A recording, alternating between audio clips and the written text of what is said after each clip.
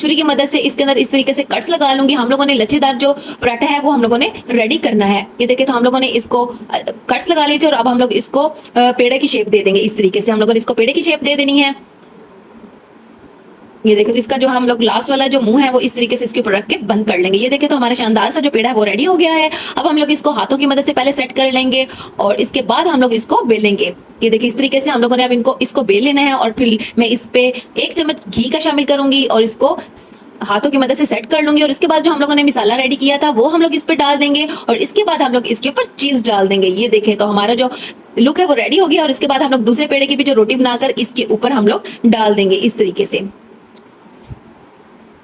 और अब फोक की मदद से मैं इसके साइड्स पे जो है वो डिजाइन बना लूंगी। और हम लोगों ने तवे को अच्छे तरीके से गर्म कर लेना है और ऑयल लगा के हम लोगों ने जो अपना पराठा है वो इसके ऊपर डाल देना है। ये देखे तो हमारा फाइनल जो पराठा है वो कितना खूबसूरत सा बन रहा है।